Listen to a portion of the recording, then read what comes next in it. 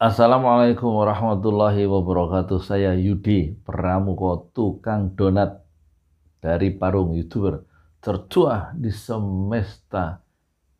Welcome, ahlan wa sahlan, selamat datang di podcast Potret Keseharian Yudi Pramuko. Hidup tidak seperti yang kita inginkan, hidup tidak seperti yang kita bayangkan, hidup tidak seperti yang kita mau, tapi hidup seperti yang kita jalani saja. Dan kita lihat Pak Jokowi betul-betul mengalami kesulitan di ujung kekuasaannya ya.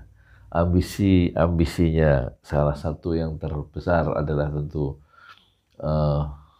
selain kereta cepat Jakarta-Bandung, itu juga adalah pindahnya atau ibu kota baru di Penajam Pasir Utara yang mendapatkan serangan yang bertubi-tubi, mendapatkan serangan yang masif, mendapatkan serangan yang tajam dari civil society. Dan tampaknya posisi pemerintah ataupun posisi partai-partai politik itu betul-betul hampir tidak memiliki manuver yang signifikan ya, kecuali mereka akhirnya tersudut ya, di ujung ya, sejarah yang betul-betul nanti akan mencatat mereka dengan catatan yang kurang elok ya, karena kemudian akan menganggap Jakarta itu loh ibu kota baru sebagai ibu kota oligarki. Bahasa ibu kota oligarki itu bahasanya Rocky Gerung ya, bukan bahasanya saya. Luar biasa ini ya. Jadi memang kalau perdebatan intelektual atau percakapan intelektual untuk proyek-proyek yang besar seperti pindahnya atau terbangunnya ibu kota baru, itu percakapan intelektual itu nggak terjadi secara masif, tidak terjadi secara secara mendalam.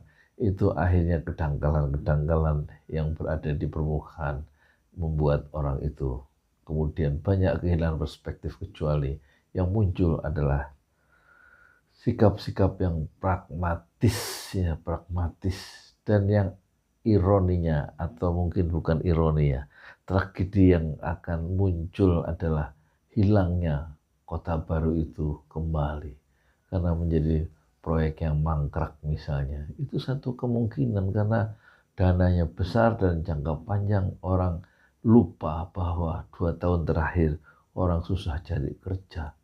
Kok tiba-tiba muncul satu ambisi baru dengan memuat atau menggendong satu biaya yang luar biasa besarnya sampai hampir 500 triliun dan mungkin bisa 1000 triliun kata para ahli. Itu terjadi pembangkangan sampai 3 kali lipat, dan itu harus dibebankan kepada rakyat dan pemerintahan berikutnya setelah 2024.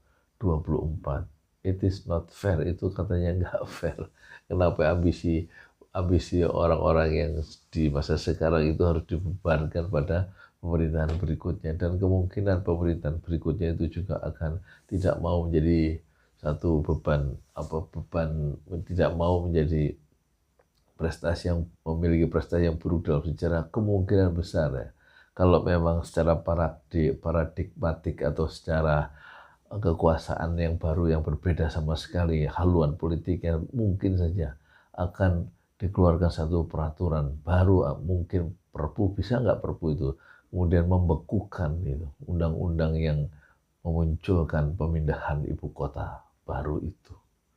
Ini satu misi yang luar biasa, impossible ya, dan tidak mendesak kata orang-orang itu, kata para ahli itu, pindahnya ibu kota baru. Padahal kesejahteraan itu yang harus diutamakan, dan itu tidak mungkin bisa diselesaikan dengan munculnya ibu kota baru. Dan katanya terjadi pemerataan bagaimana ceritanya itu pemerataan lawang. Kata ahli juga kalau jangka pendek itu sampai jangka menengah dan panjang, pertumbuhan di ibu kota baru itu sampai paling cuma 0,0 sekian persen. Pemerataan. Jadi pemerataannya di mana kalau menurut hitung-hitungan dari Indef atau dari mana gitu ya. Saya pernah dengar itu. Ya saya ini tuh bukan ahli, cuma tukang donat ya, ngomong semau-maunya. Bagian dari ini ya, bagian dari proses-proses untuk membangun bangsa kita secara bersama-sama yang paling saya bisanya cuma ngomong seperti ini. Ini hari ini jam 3 malam ini. Jam 3 malam. Pokoknya saya ikut ya, bukan ikut menolak, bukan ikut menolak ibu kota baru, tapi ikut bersama orang-orang yang mengembangkan pemikiran-pemikiran kritis terhadap ibu kota baru. Dan saya suka ya perspektif yang terbuka seperti ini, dan seharusnya perdebatan-perdebatan tentang ibu kota baru itu sebelum undang-undang itu disahkan. Aduh, jadi inilah tragedi dari ibu kota baru. Undang-undang disahkan, baru terjadi perdebatan intelektual. Harusnya perdebatan intelektual yang dahsyat itu terjadi sebelum undang-undang itu diketok palu di tengah malam buta. Jadi inilah ibu kota baru tanpa gerakan intelektualisme yang hebat ya. Tapi inilah ibu kota baru, hasil dari gerakan pragmatisme yang hebat.